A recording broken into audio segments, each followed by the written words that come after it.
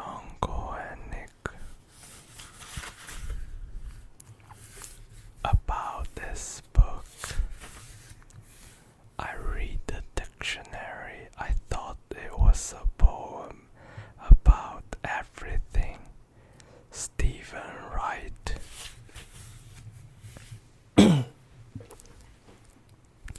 About this book, the Dictionary of Obscure Sorrows is a compendium of new words for emotions. Its mission is to shine light on the fundamental strangeness of being a human being. All the acts, demons, vibes, joys, and the urges that are humming in the background of everyday life.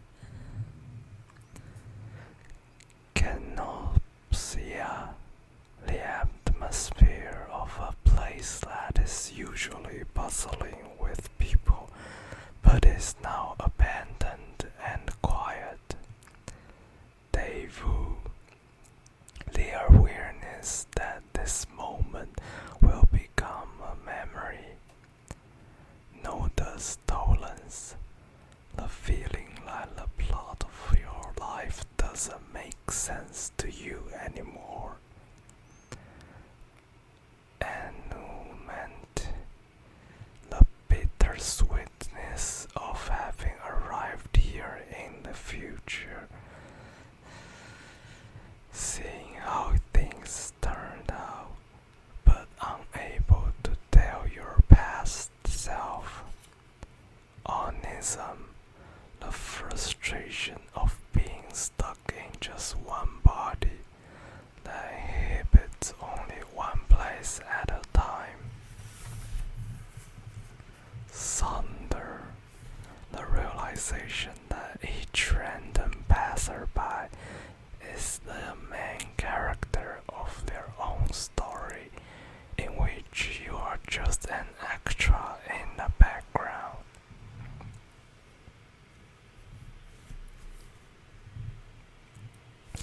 It's a calming thing to learn there's a word for something.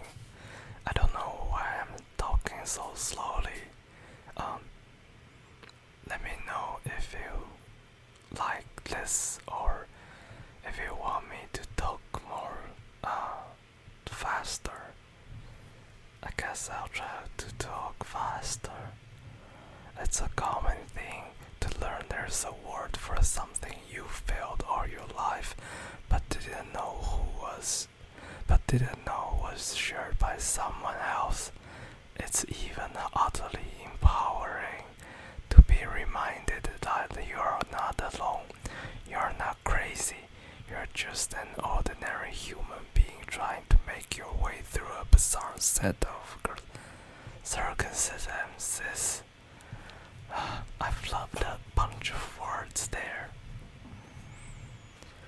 That's how the idea for this book was born, in that jolt of recognition you feel when learning certain words for emotions, especially in languages other than the English. Hiki, Salud, Tunde, Ubuntu, Schonderfreude. Some of these terms might well be untranslatable, but they still have the power to make the inside of your head feel a little more familiar, at least for a moment or two. It makes you wonder what else might be possible, what other morsels of meaning could have been teased out of the static. If only someone had come along and given them a name. Of course, we don't usually question why a language has words for some things and others not others. We don't really imagine we have choices in the matter, because the words we used to build our lives were mostly handed to us in a crib or picked up in a playground. They function as a kind of psychological programming that helps shape our relationship, our memory, even our perception of reality. As Wittgenstein once wrote, the limits of my language are the limits of my world. But therein lies a problem. Language is so fundamental to our perception, we are unable to perceive the flaws built into the language itself. It would be difficult to tell, for example, if our vocabulary had fallen badly out of date and no longer described the world in which we live. We would feel only a strange hollowness in our conversations, never really sure if we are being understood. The dictionary evolves over time, of course. The new words are coined as needed, emerging one by one from the test lab of our conversations. But that process carries a certain bias. Only giving names to the concepts that are simple, tangible, communal, and easy to talk about. Emotions are none of this. As a result, there's a huge blind spot in the language of emotion, vast holes in the lexicon that we don't even know we are missing. We have thousands of words for different types of finches and Schulers and historical undergarments, but only a rudimentary vocabulary to capture the delectable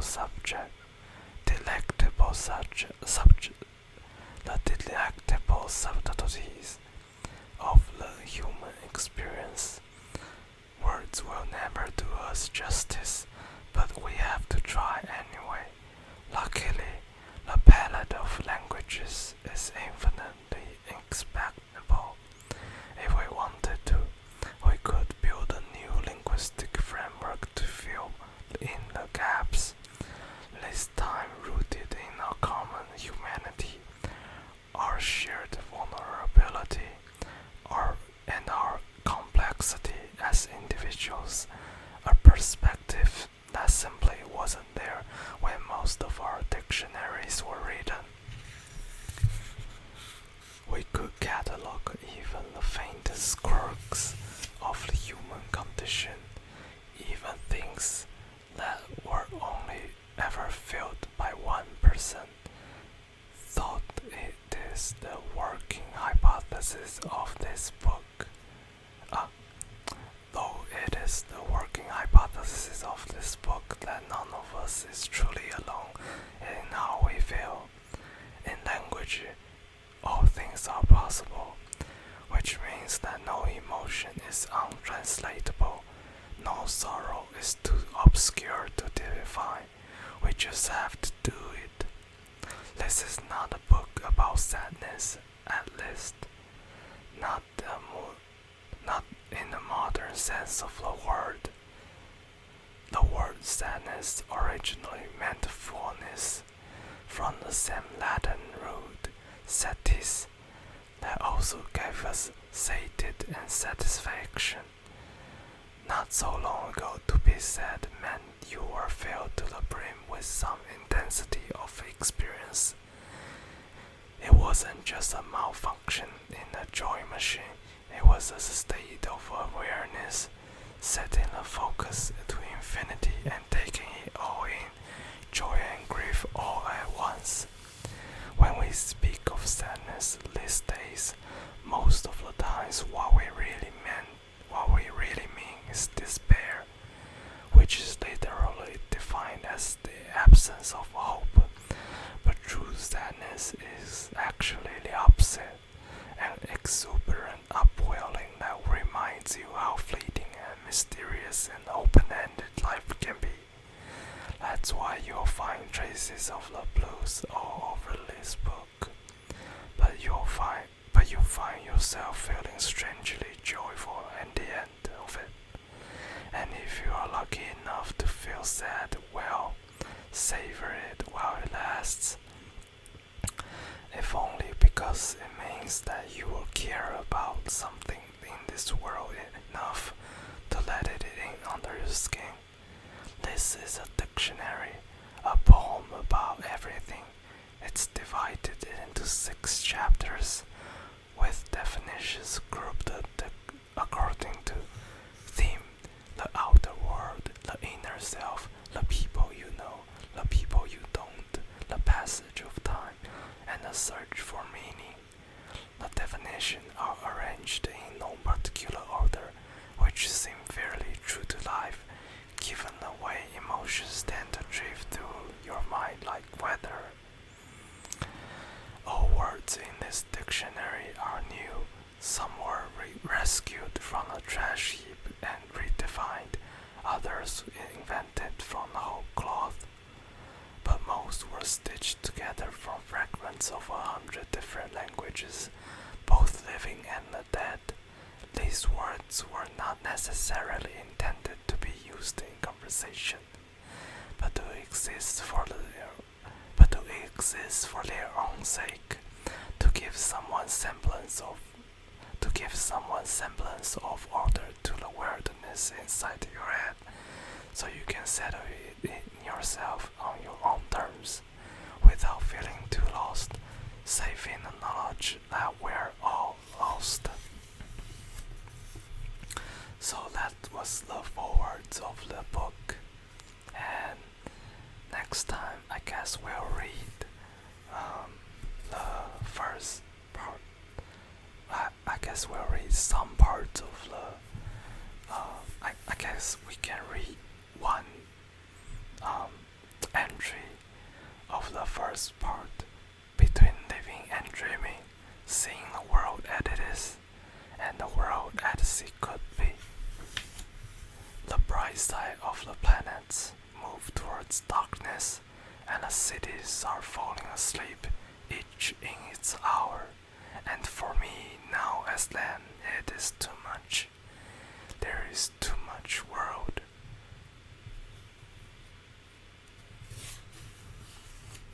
Okay, the first word. Chrysalism. Spelled like this: CHRYSALISM.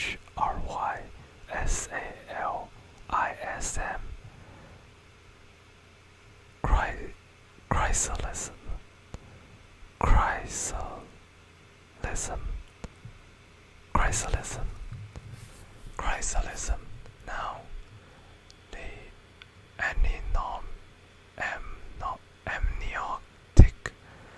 amniotic tranquility of being indoors during a thunderstorm.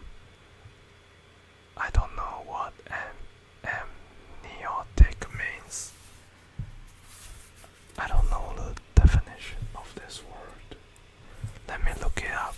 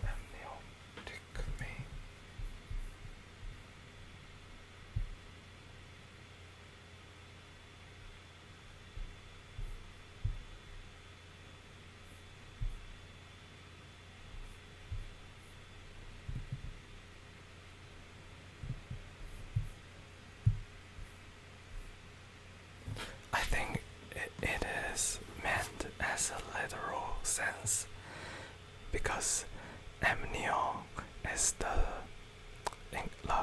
enclosure that the embryo is in, and the feeling is as if you're an embryo in an amnion. So it is an amniotic tranquility, the tranquility that comes from being the embryo inside the amnion, the amniotic tranquility of being indoors during a thunderstorm. So it's like there's a lot going on the outside, but you are safe at home and safe from all the rain and wind and hazards, and you has this sense of peace and tranquility, and it is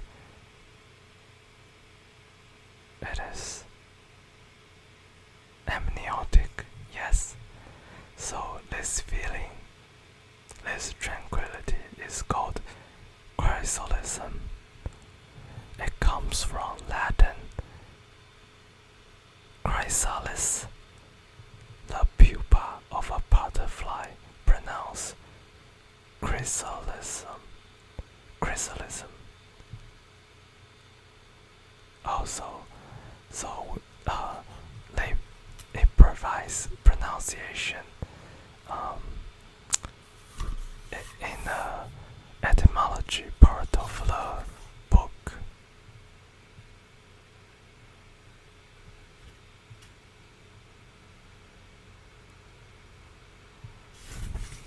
So chrysalism is correct. Chrysalism, chrysalism, chrysalism, chrysalism, chrysalism, chrysalism, chrysalism, chrysalism, the amniotic tranquility of being indoors during a thunderstorm. Tranquility, the amniotic tranquility of being indoors during a thunderstorm. Chrysalism. Yeah. So I guess that's it for this video. I'll cover more words from this book if people like it. I guess because I also have other books about words